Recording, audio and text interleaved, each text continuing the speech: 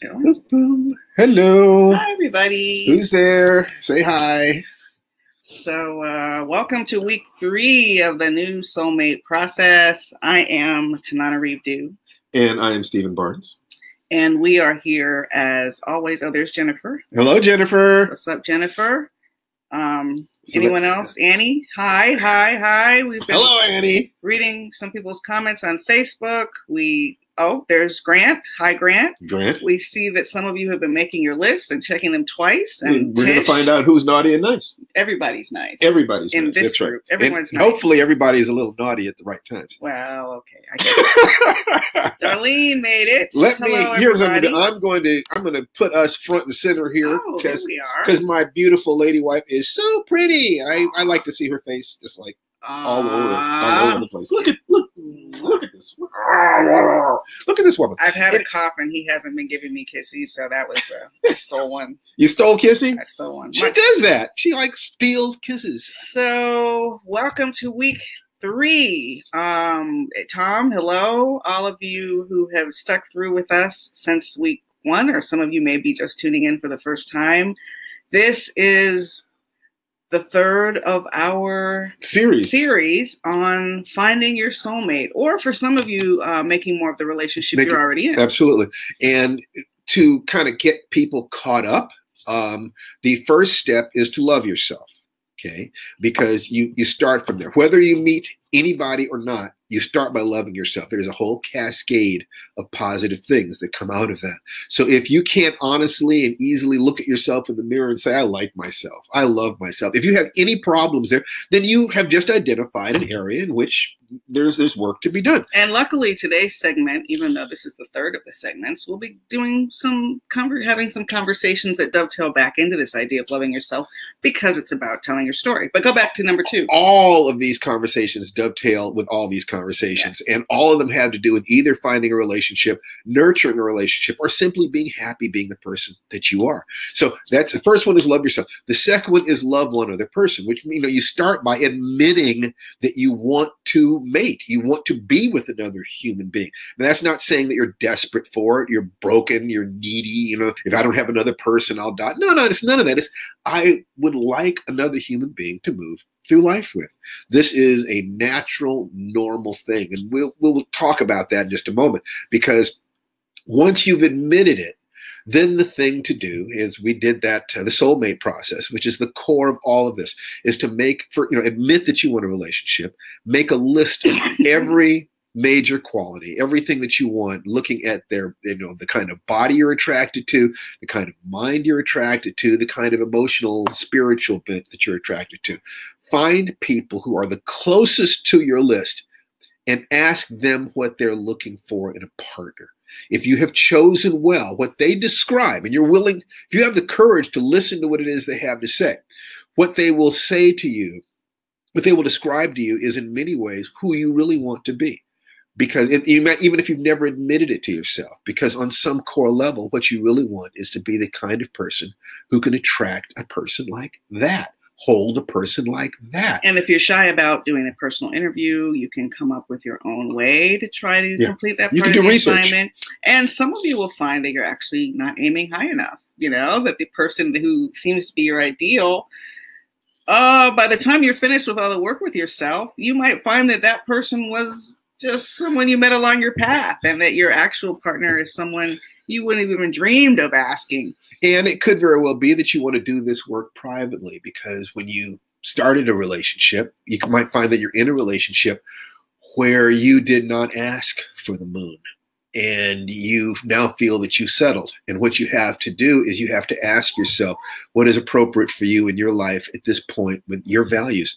If you're married to them and you have children, I think the most honorable thing you can possibly do is to make that marriage as healthy as you possibly can. If you don't have children, it is still honorable to do everything you can to heal that relationship, to make that relationship strong for both of you. But there are times when it is appropriate to say that it can't work. Right. Now, we're not telling you to go break up with anybody, but we do want you to have a very clear idea of your own worth and a very clear idea of what kind of relationship you actually want. And if that leads to a painful crossroads in terms of the relationship you're in, that's work for a relationship counselor or a therapist. We are not that. 100% agreement that before you break up a relationship that you have gone into with a serious commitment, the two of you need to sit down with a therapist. Right. You need to give that relationship every chance. You need to be sure, because if that relationship doesn't work because of problems you have, you're just going to take those problems into the next relationship. Yes, you'll be the person in common in the next relationship. No matter where you go, there you are. Boom. So it's Buckaroo Banzai. So, a great philosopher. Today is sort of philosophical. It's self-reflective. It's this idea about trying to understand humanity without guilt, blame, or shame. Easier said than done. And not only humanity, but to understand yourself. And what we're going to look at here is one of the core components of what makes it possible for us to control our emotions. Our emotions are controlled by a few basic things: the way we use our bodies, what we focus on, and our internal dialogue. In terms of relationships, part of that will be, what is the story you tell yourself about your relationships? What is the story you tell yourself about your relationship history?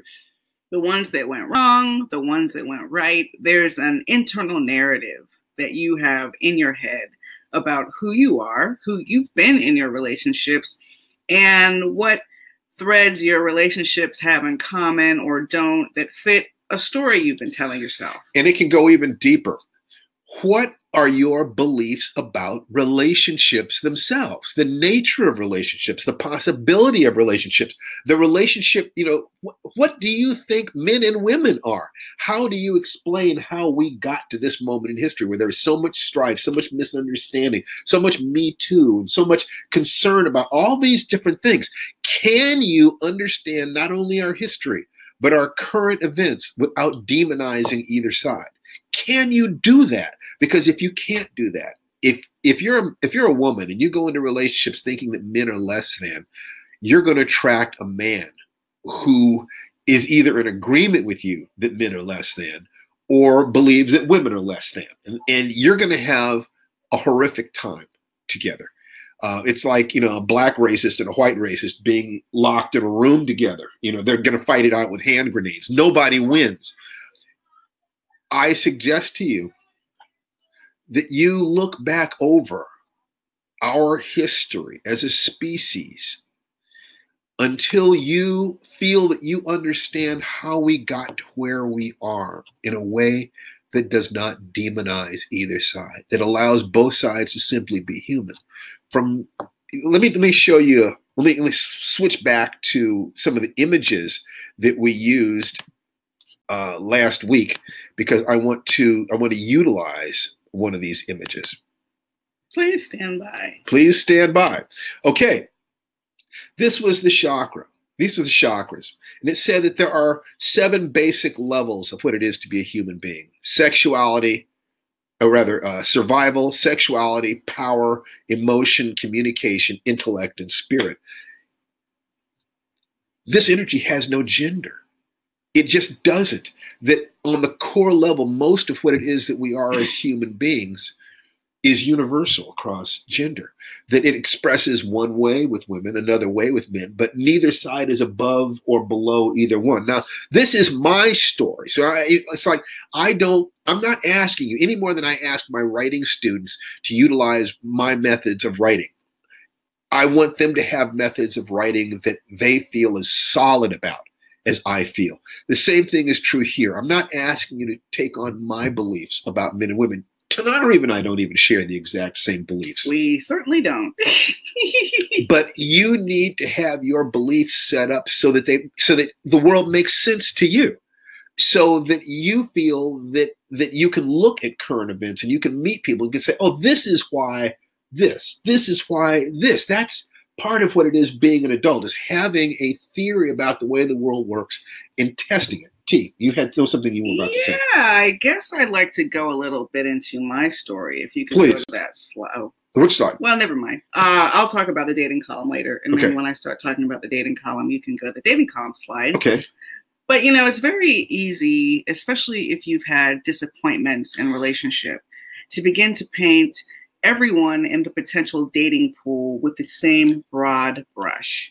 Every time I go out with, I'll say in my case, a guy, he does X. Every time. And if you really believe that it's every time and you don't like X behavior, why would you keep going on dates? You're sort of going on the date with the expectation that you're going to be disappointed. And I would imagine that that will waft off of you a bit when you are in a dating situation. Now, if you've been disappointed, especially if you've had physical trauma, if there's been a sexual assault history, I mean, these are all very serious issues that you've had to wrestle with to even have the courage to trust a stranger. So some of you may have just basic trust issues, even just being alone in the room with someone. You know, this is something that you have to confront head on. You know, men don't make me feel safe. Men only want sex, and they're only pretending to be interested in what I'm talking about. Men X, men Y. Even if you don't have that kind of a history, just based on conversations with girlfriends, etc., it's easy to fall into popular phrases like, there are no good men out there. No good women out there. The good men are married. That's right. Or this really popular saying, I'm not going to try to tell anyone personally how to conduct your life, but this popular saying, men are trash. If this is really your belief, men are trash can be a figure of speech. Women are gold diggers. Women are, you know, female dogs. Right. Men are trash can be a figure of speech that you sort of have in your head jokingly. Or it can be a really serious sort of life philosophy about an entire gender, that men are trash, and then in your mind there's except maybe a couple of exceptions. Yeah, maybe my brother. Like my dad. Yeah, maybe my son. But do you understand, if that's what you believe, that's what you're going to attract to a degree. I mean, that is, from my position, I remember I did an experiment once where I sat and I watched, I was in the airport, I guess it was, and I was just watching people walk by.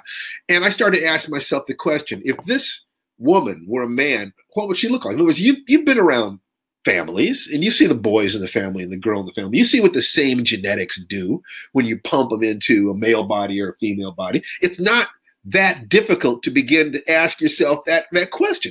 What kind of a woman would this man be? What kind of a man would this woman be? You know, a handsome man would make a good-looking woman. Usually, you know, you can have big, brawny guys and, you know, very, very athletic, sinewy women. I mean, it's like, you know, it isn't that difficult to do that. And if you do that, if instead of thinking that men and women are two completely different species, you start saying, you know, most of it is pretty alike. You know, in terms of intelligence, in terms of ethics and morality on a basic level, they may have different imperatives, but they're the same creatures. We're two halves of the same species that stop. What I'm asking desperately, and I use that word advisedly, is can we please end the war between men and women? Can we please do that? We love each other, and we have all this strife. We're literally at a point in human history where we are creating rules that our ancestors did not have to deal with. Birth control and peak population and the convention of firearms and a few other things have literally created more freedoms of behavior, you know, in the last couple of generations than we had for thousands of years previously. And there is confusion about what that freedom means and how we should use it and how do we get along and how are we supposed to communicate. And I guess the real reason I wanted to do this is to try to arm people with the notion that maybe we're just people. That just as with race, I think it starts with the notion of equality. Even though there are differences in skin color and historical experience. One of the things you might ask yourself in some homework is to make a list of all the really good people you've met of the gender you're trying to date, right? Yes. Oh, great. How long is that list? If it's a super short list, or even worse, you can't think of anyone to put on the list, Look, then I'm going to wager a guess that there's a story that you're telling yourself about that gender. If you can't list more than 2 or 3 people you consider to be really good people, and I'm hoping that's not true for anyone, that would be a pretty extreme situation. I remember a girl that I knew who I was attracted to, and she wasn't particularly attracted to me. I was in the friend zone, more or less. And I was in a conversation with her, and she said at one point, said, basically all the men she meets are dogs. All the men she meets are bad people. And I said, all of them? She said, all of them. And I'm sitting back and I'm thinking, it's just like, are you saying that about me? And I said, and I didn't ask her that because I wanted to probe a little bit more, because what she's really saying, I can read, is that in my relationship history, all the men I've been involved with have been bad. So what I wanted to know was, let me gain some clarity about what she's actually saying. Can I bring her to consciousness about this? So I probed a little bit. I said, all the men? Well, then finally she admitted, well, maybe not all of them. So I said, well, what happens when you meet a man who's not one of these bad guys? And she stopped and she thought for a minute, and then she said, I'm not attracted to them. Wow, look at that. Okay, so what she was really saying was, I'm only attracted to men who are dogs. Yes, I'm only attracted to men who are dogs. When I don't meet a man, or what's even worse, even worse would be unless a guy is a dog, he's not a man. Mm-hmm. I literally was in a relationship with a woman once who tried to induce me to hit her, tried to get me. She would insult me. She would push at me. She was trying to get me to hit her because from the mythology that she had gotten from her mother, a man is someone who will hit you if you act up. And if he does not do that, he is not a man, and he is not strong enough to protect you from other men who are all predators. So there are two ends of the spectrum then, or at least I'll talk about two. One end of that spectrum is unconsciously you're seeking out a man who either has a temper or will literally hit you. Yes. And on the other end of that spectrum is that you are so nervous that all men are violent, that it has an impact on your willingness to be alone with men you don't know. And you will actually behave in a way to force the man or try to induce him to hit you as a way of proving his love. Well, if you're on this end of the spectrum. Yeah, on this end, it's just like, this is scary, right? This is clearly the pathology of it. And the thing is that men looking at the relationships, the women that you know of who, they have this thing, well, nice guys, women aren't turned on by nice guys. Sure they are. It's just that they're also, once again, I cannot separate the way I have looked at these things from what I'm going to say to you, except to say that I am perfectly aware that I'm not speaking some cosmic truth.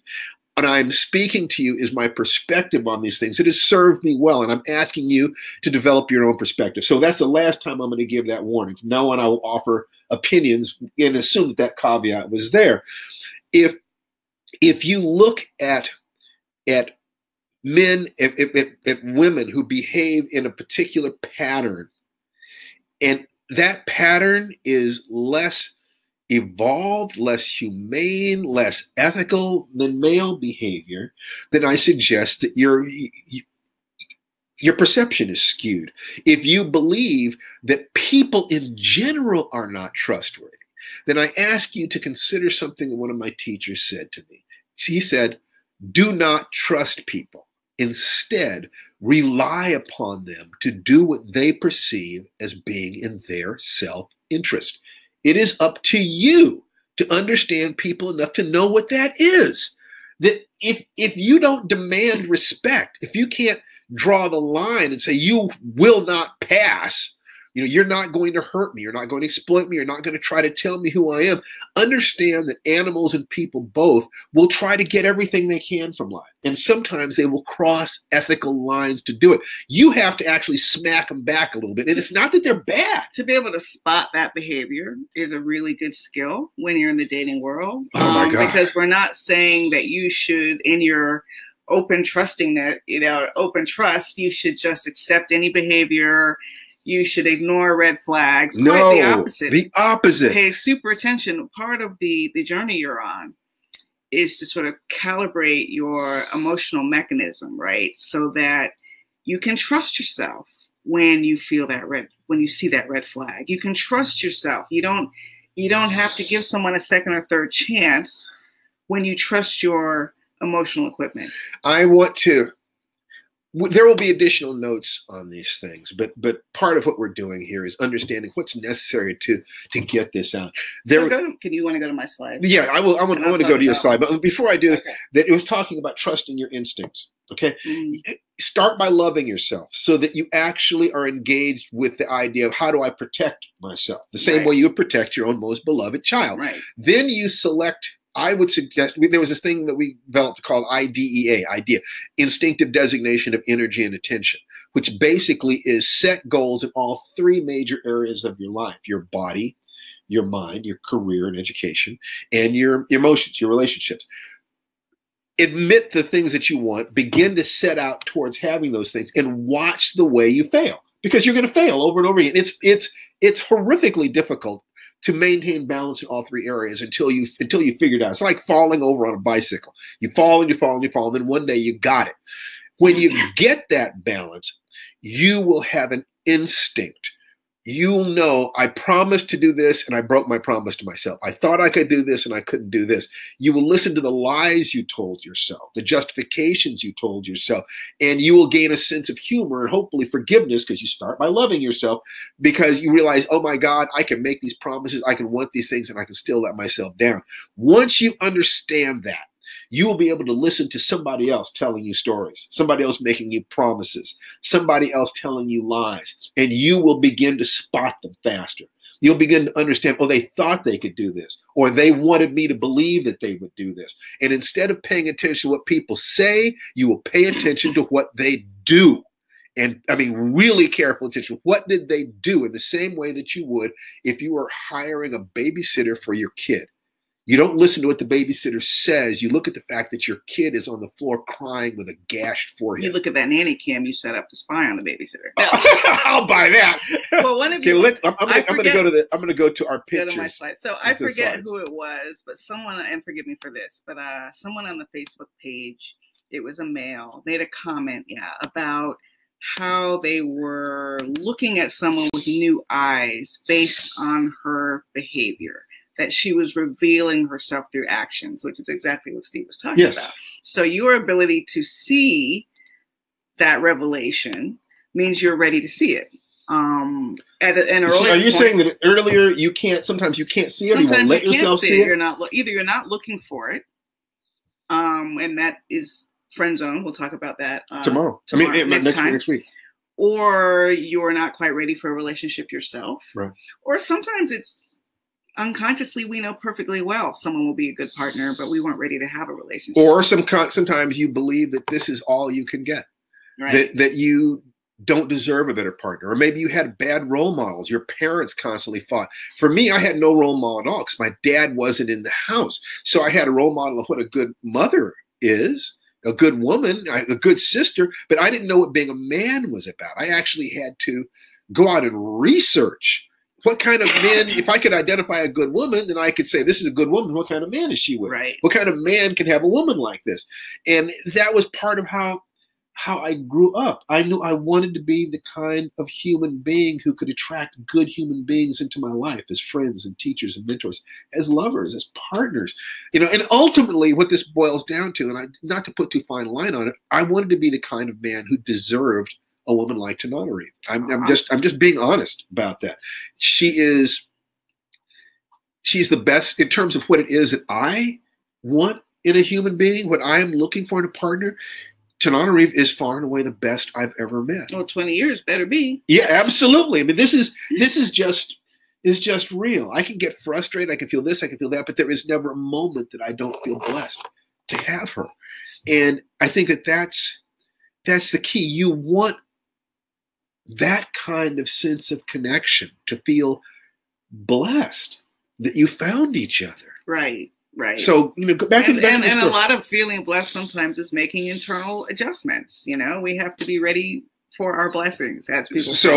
So my soulmate story, I've mentioned to some of you that I used to write a dating column for the Miami Herald. I say for 4 years before I met Steve. I found an example of the column, somewhat a random example that I put on this slide, a fair chance at romance, often elusive for seniors, where I talk to people who were older who were looking for relationships, and also, as you can see from that photograph, a success story, people who had found a relationship. And obviously, most of you are not going to be writing a dating column, but maybe your version of that might be journaling. I didn't necessarily have to spread my business to everybody, but I did, and that's how the column came to be. Yeah, to become honest. You had to be honest. And I told some things on some people that I would later regret. You know, sometimes I let a little too much hang out. Like I was looking at one where I literally quoted someone I was dating at the workplace, something he had told me in our newspaper. Come on. Ooh. And he would know. Ooh. It was a story about breaking up. I won't even, but anyway, so sometimes I was a little too honest. So in journaling, you can be more private about it, but I used my dating column in a very specific way. It helped me understand what I believed about relationships. It helped me understand what I believed about men overall. It helped me gain clarity to help explain my relationship failures. This is probably, if not the most important piece, one of the most important pieces. Why have my previous relationships why failed? Are they not working? Why? And then the last part was, what advice could I seek about relationships? And every week, it's not maybe pictured here, but I saw another column where I interviewed 2 different authors of relationship books who had 2 different approaches to answering the questions. So I was seeking advice ostensibly for my column, but really I was seeking advice for myself and figuring out what I believed, what I didn't believe. You know, I saw one column where it was the indirect approach, the direct approach. And I'm kind of more of a direct approach person, you know, so I started to see that. And men for whom the direct approach didn't work maybe weren't the men for me, right? Yeah, absolutely. So, you have the right to be who it is that you are, but you do have to ask yourself, what story are you telling about the relationships that failed? After my first marriage failed, I definitely had people offering me pity parties, you know, and, you know, that itch did this and what a terrible thing. And I sensed that if I went down that road, I was lost. Yeah, there's a column I wrote about that specifically. I couldn't find it. No, talk to us about that column, son. But, you know, here's the deal. When a relationship goes bad, there are a few ways you can feel. Feeling just sad, full of grief, like there's been a death, and that is how a relationship can feel. It is like it's a death of a future you might have had together, right? So it feels like a death. It's not your imagination. That sucks, just feeling sad all the time. So sometimes a better way to feel seems to be angry. Yes, anger mobilizes fear. I think anger is preferable. Is like, it helps. It makes you feel stronger. It's how you stay out of depression. You don't feel weak. You don't feel like a sap. You don't feel like a loser. You don't feel like a victim, except to feel your anger. If you feel like you were victimized, it's going to make you angry. This is not to say that there are things happening in relationships that aren't worthy of anger. Learning when to be angry is part of that emotional mechanism that keeps your compass pointed in the right direction. You're taking care of yourself. You're protecting yourself. If someone offends you, if someone treats you badly, it's perfectly normal to feel anger. But is it like a bath where you need to swim in it all the time? Do you need to soak in that anger? Do you need to steep in that anger? At what point do you need to let go of anger in order to create room for someone new? And also fear, which is the base emotion under anger. So let's say this article that you wrote about seniors, there is a popular mythology that, you know, around seniors. It's an observation that there are fewer, let's say that there are fewer men age 70 who are healthy and hale than there are women age 70 who are healthy and hale. There probably are. Yeah, there just are. It's just the truth. So it would be perfectly reasonable for women at any age to kind of say there aren't enough men out there. You know, so it is reasonable for me to be alone. And first of all, it should be fine for you to be alone. Yeah. You know, just on an emotional level. We've established that was step one. That's right. But the other thing is that if you really love yourself, there's this thing called self-confidence, which is incredibly sexy and incredibly attractive. And Patrick, Tony, my first wife's brother, Patrick, had this great philosophy about work. And it was, if there's only 2 jobs left out in the whole world, I'm getting one of them. Right. So if there's only one man. If there are only 2 men left, I'm going to get one of them. Get one of them. It's that thing about the story about the two hunters running from the bear. And one hunter says, we are not fast enough to outrun the bear. And the other one says, I don't have to outrun the bear. I just have to outrun you. if only 80% of people will find partners, why are you in the bottom 20%? And if only 20% of people are going to find partners, why don't you use the energy and the clarity and the passion for your life to move into the top 20%? Right. I mean, just give it all you got. Focus on being the best you can be. You only need one. You need one person.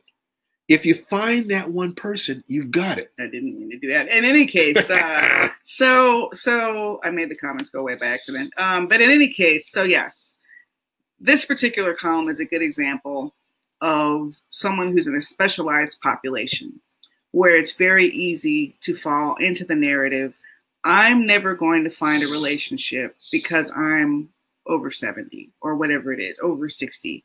I'm never going to find a relationship because I'm a Black woman and statistics show blah, blah, blah. That's right. I'm never going to find a relationship because I'm in the LGBT community and in my town there isn't much of an LGBT community, so I'm never going to meet anyone. And this is a part of the narrative that you're creating about who you are in a relationship. Tom says, I know that my potential relationship with someone couldn't go forward when she explained how often men had failed her and how she didn't want to risk having the same thing happen with me. I knew I could avoid failing her, but I also knew it was beyond my power to allay her fears.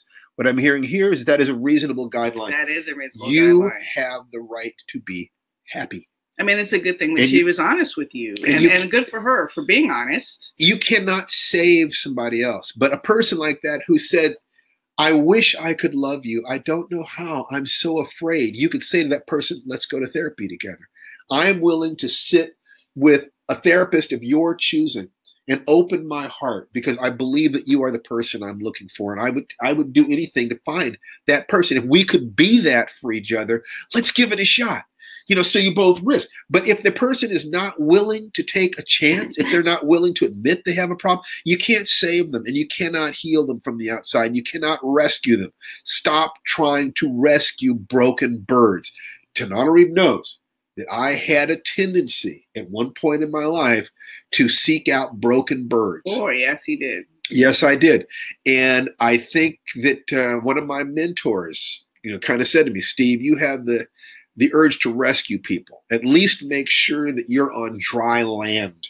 Unless you're a really strong swimmer, don't get out in the water and swim with a drowning victim. They will drag you down. Stand on the dock and throw them a life preserver. Yeah, I remember when I was single, I was having a casual dating relationship, and it wasn't exclusive, with he was actually a therapist of all things, who was basically telling me about a series of what I thought were inappropriate relationships, including one with a former patient. And I was like, I started to think, wow, this guy really likes broken birds.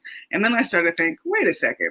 Why is he with me? That's right. Am I a broken bird? Well, look, one of my teachers said something to me. He said that, I forget the exact word that he used, but that if rescuing other people is a form of self-pity, that, in other words, if something about you is broken, it is easier to try to help somebody else than it is to do your own work and heal yourself. In the exact same way, it is easier to tell someone to run a lap than it is to go out and run it yourself. That doing the work of healing is hard. And if you can be the guru, if you can be the advisor of pearls of wisdom, the one that drops the pearls of wisdom, that is so much easier than doing the work. Doing the work, looking at yourself and saying, I'm afraid, or I'm broken, or my connection with my own sexuality has been twisted, damaged. I mean, sometimes you have, for lack of a better term, offsetting damage. Like, you can kind of see where your partner needs to do some work, and your partner can see where you need to do some work. Absolutely. And ideally, I think in a healthy scenario, you're kind of looking at mirror images of each other. And it's a lot easier from that point to kind of hold hands and walk into health a little better. than when you feel like you're up here, which you're probably not, but you just think you are, and they're down here. Oh, never. Come on. You know, the one thing, it's like, you know, the person you're in a relationship with, that's the best you can do right then. You know, or that's what you believe, because if you believed you could really do better, you would. Right. You'd be out of there doing better. You know, so it's understanding that. It means that the responsibility to change is on you. The responsibility to find a healthier person is on you. Your mythology has to support the possibility of a healthy relationship. If you have a mythology that does not admit to the possibility of finding someone and being with them for a lifetime, you're going to sabotage. You're either going to not see the opportunities that are right in front of you, or you will sabotage. Let's see. Or you might reveal your story in a date with someone, and that person across the table will hear that there's no room for them in your life. That it would be too much of a challenge for them to take on. So Tom is saying that this is a dear friend.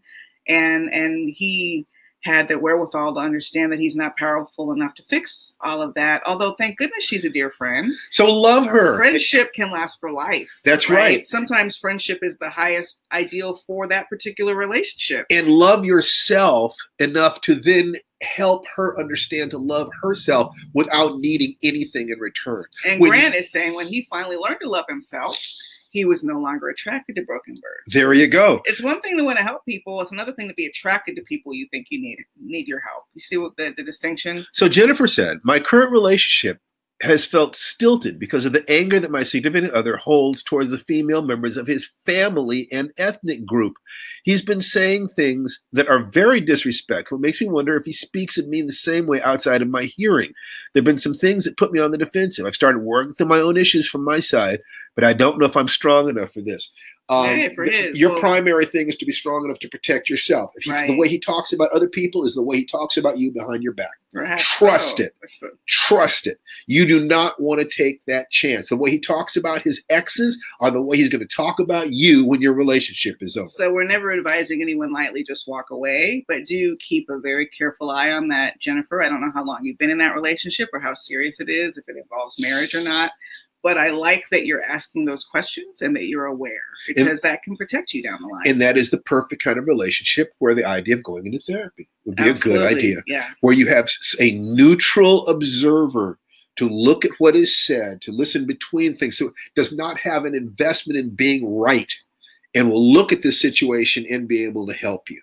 You know, that there is, it is courageous to say, I want a relationship that can last a lifetime. I'm willing to bet everything. I'm willing to give anything for it, including submerge my ego to not believe that I already know. Right. What am I not seeing about myself? What you know, we're going to go into storytelling. You want to go to? Yeah, let's go to a specific slide that has to do with the hero's journey, because the hero's journey is the structure of story. Now, remember the soulmate process. You make a list of everything you want, so forth and so on. So we're talking about something once you have this, you find 1 to 3 people, you ask them what they're looking for, you look carefully at what they describe, and the gap between where you are and what they describe is what you need to acquire. And like I said, when I did this with the lady that we'll call Hazel, I realized that I had gained weight. Then I stopped meditating. As soon as I started exercising again and started meditating again, I got back on my path, and I was able to begin to see who it is that I really was, and eventually ended up with you. So let's take a look at this story, because we're going to talk about that. The hero's journey, or the heroine, or the heroine's journey. It's a gender neutral thing. The warrior's journey. You call it anything you want to. It's not about gender. Although there are gendered versions of the story that are tendencies, not absolutes.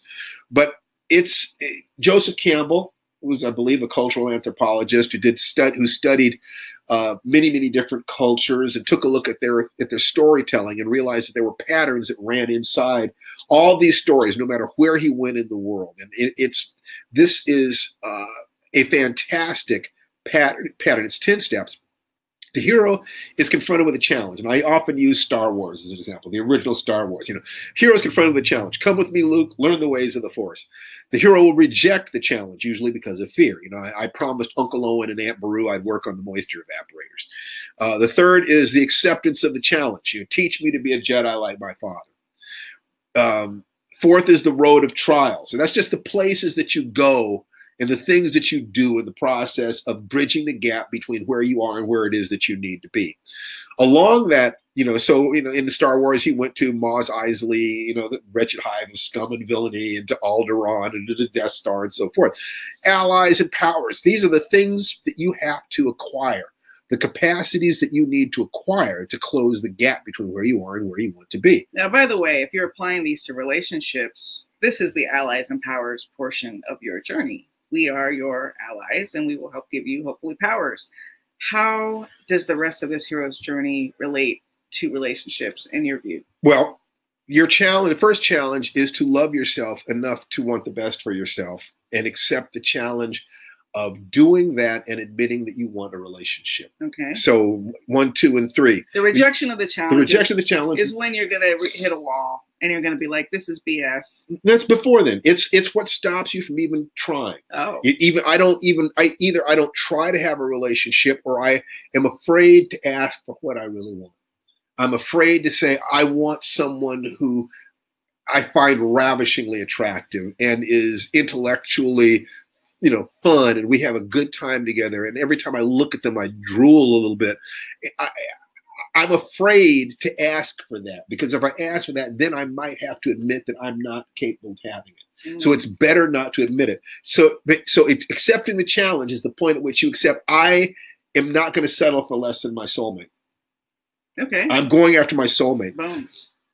The road of trials will be all the things you're going to do between now and the point where you say I do. It's the soulmate process. It's finding, it's learning what it is you would need to be in order to have someone who's closer to your actual ideals. It's learning ways to express that new person that you are, finding new places to go, new meetings, new clubs, new groups, new experiences that will reflect that inner work that you're doing. Allies and powers. As Tananarive said, we are your allies. The people who when you sit down and ask them these questions, those are your allies. What powers will you need? You might need greater discipline, greater clarity, greater acceptance, more energy. You might have to look at someone who's 30 miles away and you're not comfortable with that distance, but are you that person? Are you willing to take a chance on a relationship that's a little more trouble than ordinarily you might expend? What would it take? Would it take rearranging your schedule? Do you need to have better powers of organization? Do you need to be more on more even keel emotionally, so you're not blowing up all the time? Everyone in LA is 30 miles away, so that really doesn't matter. In California. Let's take a look at the next ones.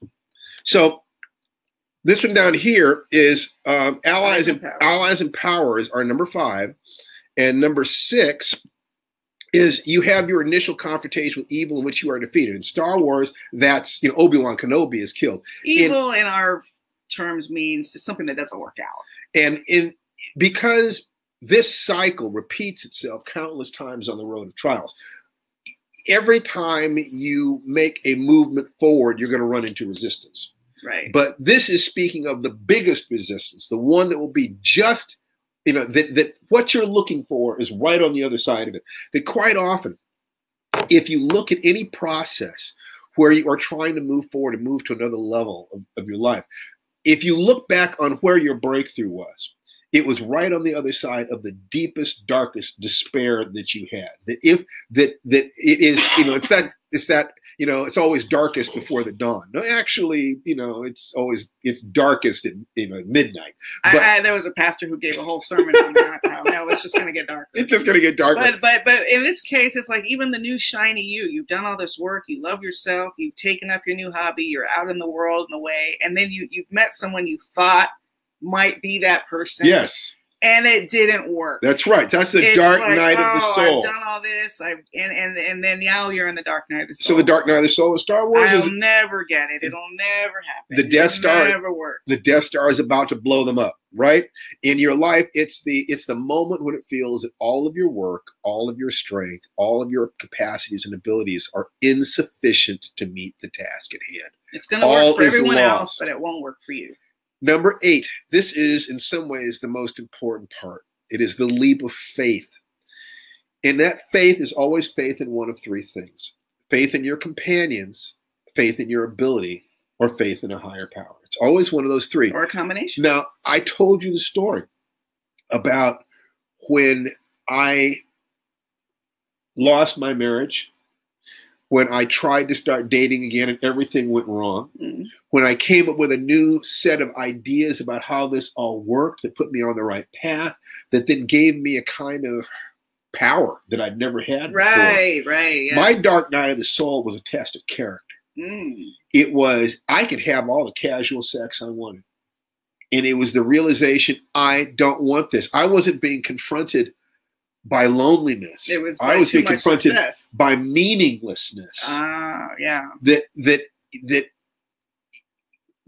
what is, how can I hold the sexual part of my nature as precious if I'm just sharing it with everybody? Right. You know, it is, they're not all equally precious. They're not all equally valid. They're not all equally, you know, they don't equally protect me. They don't have equal respect for me.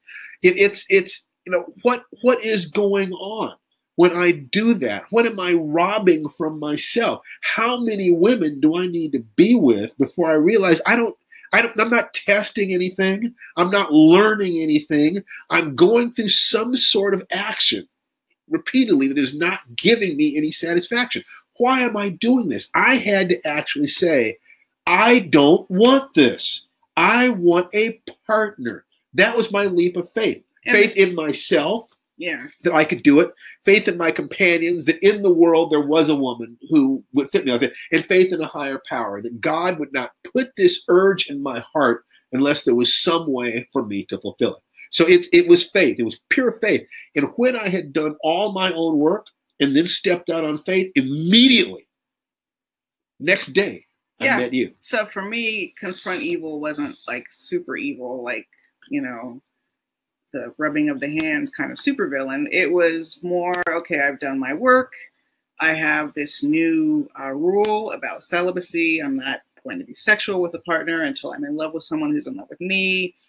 And I met someone who was like, not interested in that, you know? So we went to about the third or so date.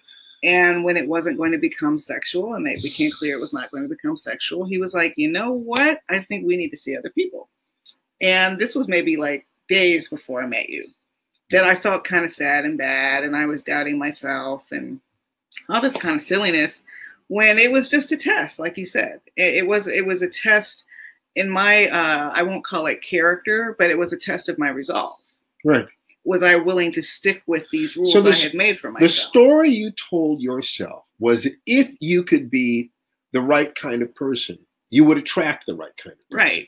Right. The story you told yourself is that you were all right alone. And in my case, if I kept sex out of the conversation long enough for us to really get to know each other and for us to fall in love, then I would be making the best decision, as opposed to attachment born of the fact that there's been sexual intimacy. I mean, look, the truth of it is that about half the human beings on the planet have the plumbing that you're looking for. It ain't that hard. No, it's everywhere, really. It's everywhere. It's not that difficult. You have to ask yourself, what are you really looking for? And then focus on that. And again, this may not be like the move for you. This was the move for me. I had many sexual relationships. I have a healthy attitude about my sexuality. But in my case, I had just decided it muddies the waters too much. It's confusing me. It's deepening attachments to people that I, on the other hand, maybe really shouldn't be that attached to. I cannot honestly tell you that I would not have had sex with a woman. What I said was, I'm willing to not have sex with other women. I didn't promise not to. Okay. You know, so I don't even know if I was ready, but I was willing. Okay. In our case, I was in Miami and he was in Washington State, so it would have been pretty tough. It is that, you know, the rarer it is. I mean, if you're in a circumstance where it is more difficult, then you might need greater amplitude. You know, need to meet more people, being this new person that you are, so that you are waving a flag. Here I am. Here I am. If you're a taxi driver and you want a passenger, you put your light on and you drive around where there are people looking for rides. You remember that line from Sex and the City? Those of you who used to watch it, about like recognizing those guys who have the light on. It's a big, important skill to learn. Learning which partners are actually available as opposed to those you just wish were available. And to put your light on means to get in touch with the part of you that is willing to say, yes, this is what I'm looking for. Now, you are then risking being hurt, because once you admit that you want something, not getting it will sting. Oh, it hurt when he said, let's see other people. Yes, of course it does. I was like, oh, I barely dated him and we never even had sex. Why does this hurt so much? Because it hurts because there's a part of us that needs to mate. Not mating, not reproducing is genetic death.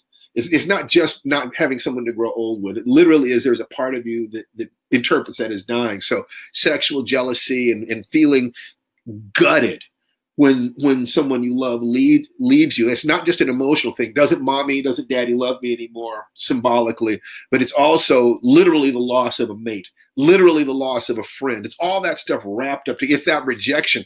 Am I so ugly and twisted that nobody would want me? But let me tell you something. If you fall in love with another person, you meet somebody who's more attractive than that person, where you're having better sex and they love you more and everything's going great. Next time you see that old person, there's no twinge. You don't feel anything. It's just like, oh, that's what this part of life is about. But at the time, it's like it's devastating. It feels and like it hurts. death. And you doubt yourself, and grief is no fun. So part of the process, that dark night of the soul, learning how to weather grief. New grief, even if it's somewhat shallow grief, like someone you didn't know very well or very long, will prick older grief and give it weight that it honestly doesn't deserve. So let's go back to these steps. Okay, so you take the leap of faith, and you will confront evil. Evil in this case is just, whatever it is that's stopping you from believing in yourself. It could be your doubt, your fear, right, your anger, your mythologies, the things that you have to give up. The awkwardness of a first date. That's all the evil I really need. Another person. And the last step is the student becomes a teacher. What I pray that you will do when you found these relationships is you will let the world know that you found love. Because there are so many people who are desperate to believe that love is possible, right, who have their own mythologies, their own stories that say it isn't possible, either because they're afraid of disappointing themselves, or they want to justify a pattern of failure, or because this is a mythology that they got from a parent, or a former relationship, or from society in general. What is the story you tell? The hero's journey are the steps of the story that we tell about ourselves, right, and about life. Someone says this is the Enneagram. The hero's journey can be plotted on the Enneagram. There's no question about that. Any tool that you can use to help you understand the patterns of your life, those are not truths. They are perspectives that can help you glimpse truth. So we offer the chakras, the hero's journey, different ways of looking at what it is that we are on a core level, what it is that our lives are. None of them should be mistaken for life itself. Like you don't want to mistake a recipe for a cake. You don't eat a recipe, but it points you in a direction. We can look at the pattern of the hero's journey, and we will know some things. We know that you need focus. We know that you need faith. We know that you need courage. We know that you need to take action. We know that you will need new resources and allies. It's not a hallucination to feel like you can have these things, but it's also not a hallucination to say, something, life is work. That relationships are work. I remember one of the best things I ever heard was an old lady who was a grandmother, and her next door neighbor was talking about how hard it was to be a parent. And the old lady just smiled and said, parenting isn't hard. It's just daily. And that's what it is. You're either there every day or you're not. The same thing is true of relationships. Let's take a look at how this stuff, we've talked a lot about how this stuff applies to finding a relationship, but in terms of keeping one, nurturing one, really the easiest thing is all you have to do is act as if you're still courting each other. True. Just you're constantly appreciating each other, doing little things for each other. How did you act towards each other when you were first meeting?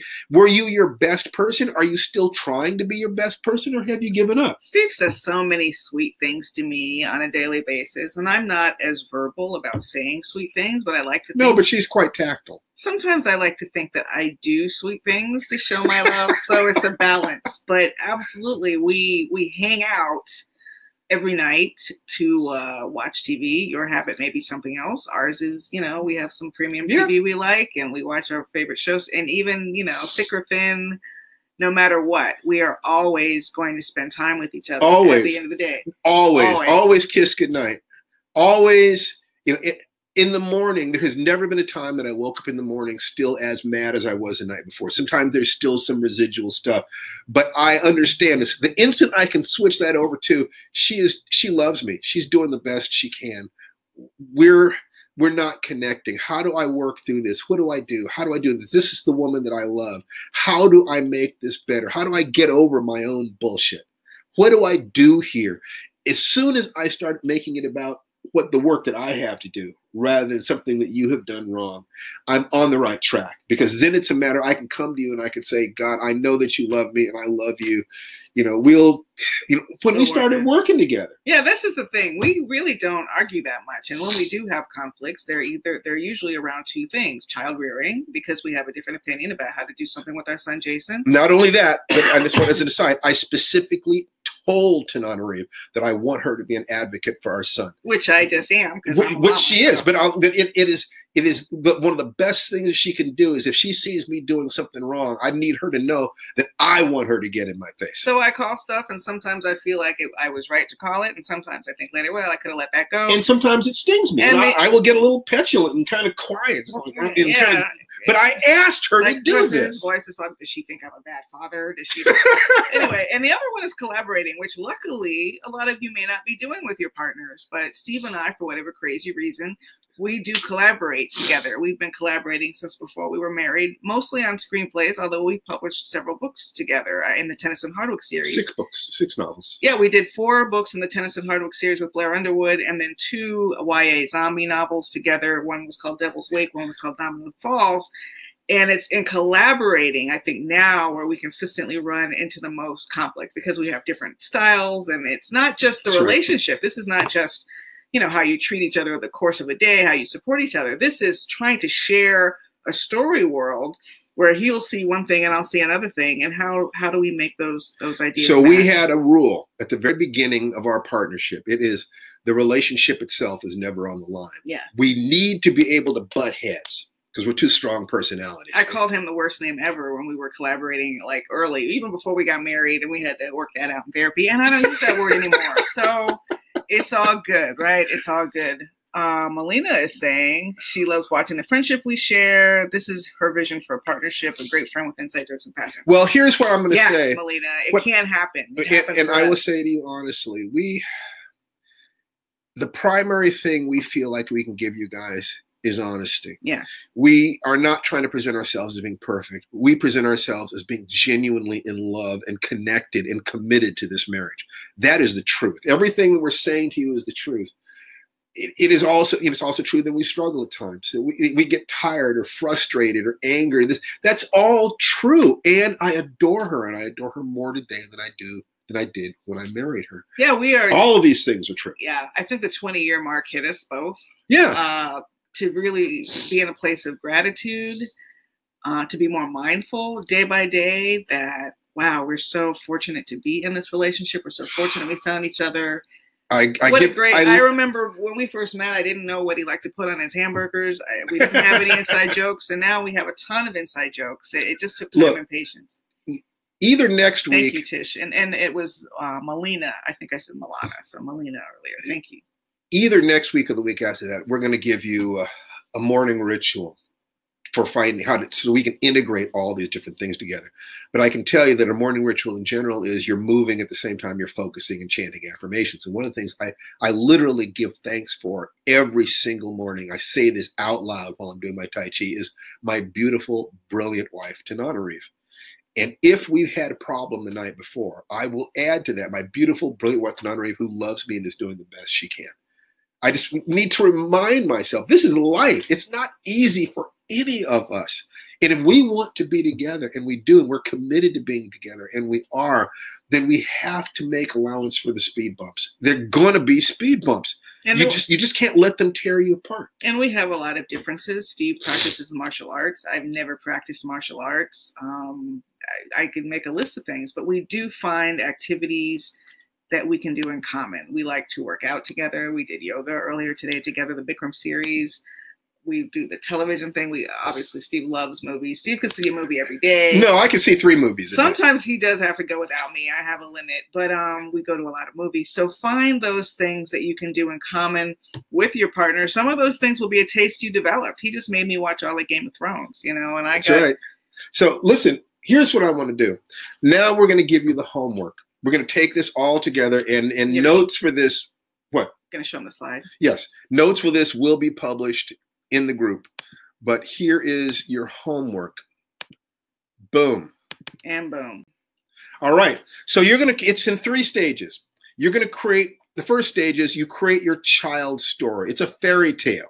It told in simple language, about 100 words, explaining how you grew up to be the adult you are today. Mine went something like, once upon a time, there was a boy who grew up in a world of women. He did not understand what it was to be a man, although his mother loved him and his sister loved him. And so he studied people that he admired, men and women, to understand what it was to be a good human being.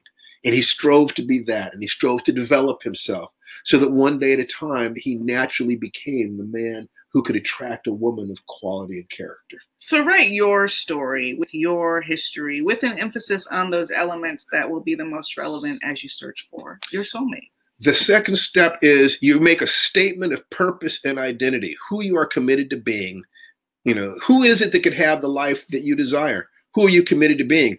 I make a commitment now to being everything I can be in this lifetime, to spend every day expressing as much passion and joy and fulfillment as I can, and to turning myself into the kind of human being who can partner with another magnificent human being in life. That kind of statement, just ask yourself, this person that you admire, you've made this list of what you're looking for. What kind of partner do they deserve? Write down what that is and state your commitment to it. If you can't say it, you can't be it. And the third one is your future history from today until the day you die, what you wish to be and have and do, and the price you're willing to pay to have it. This can be a letter, an obituary. I probably would keep away from that one if I were doing a speech.